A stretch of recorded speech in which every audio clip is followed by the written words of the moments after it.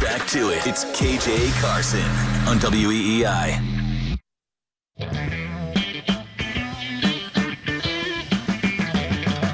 Yeah. Let that rock, Zach. Let that rock. Oh. I'm going to give you what you're here for. Yeah, be good to your ear hole. I've got the means to take you there. A brother can do that. I'm not here to kill you softly, but I promise to be here to your ear hole. WEEI, good Sunday to you. KJ Carson, 617-779-7937. Text line 37937. Let's get straight to the phones. Matt and Walpole, thanks for the call. You're on the air.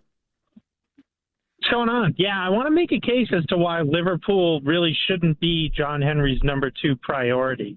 And it's because he's got a much better chance of being able to competitively spend at a higher level in MLB than he does in the Premier League. He can't spend like Sheikman Sauer for Manchester City. I don't think he can spend like Jim Ratcliffe for Manchester United.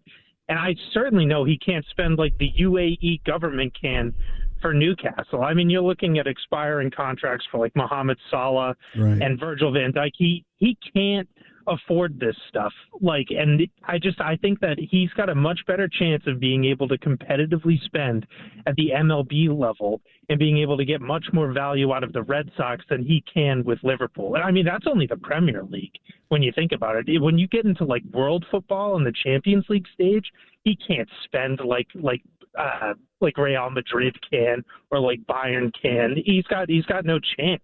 You know what I mean? But if he gets to the UEFA's league, which they are not there this year, but they'll be there next year based on where they'll probably fall on the table. But I don't know, after they wet the bed today, they could drop to 5th, and that'd be disastrous.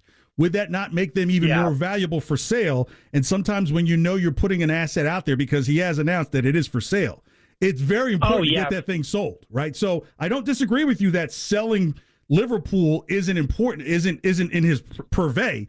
I still think it's very important that, hey, look, if you get this team moving and get more value to it, you can get more return because the world market are the ones that are buying these soccer clubs, not the American market.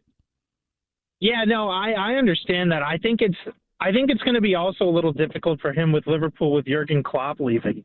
I mean, because that club really hasn't done anything without Jurgen Klopp at the helm. Well, and I think him leaving.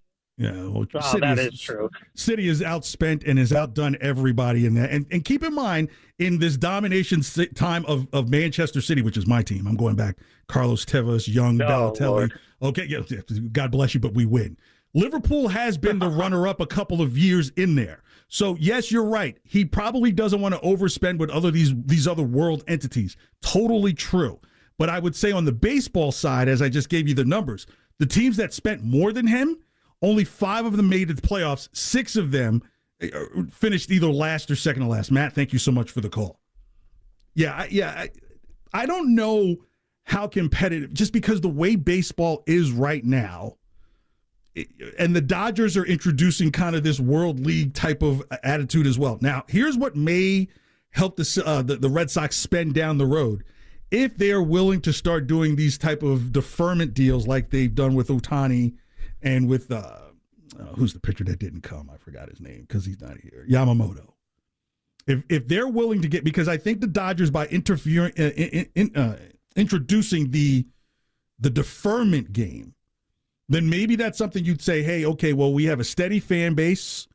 We will always have attendance. We will always be one of the higher money makers in terms of revenue in this league.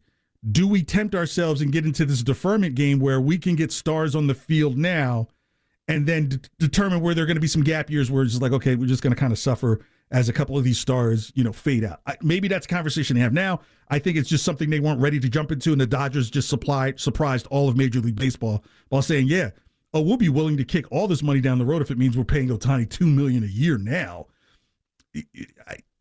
Is that something you consider?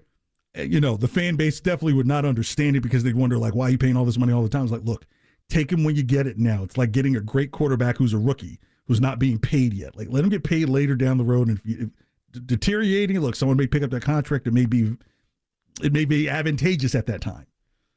I think that's probably how the Red Sox get back to competitive spending, is if they go the deferment route and they make that known. And I don't think you could do that until next year.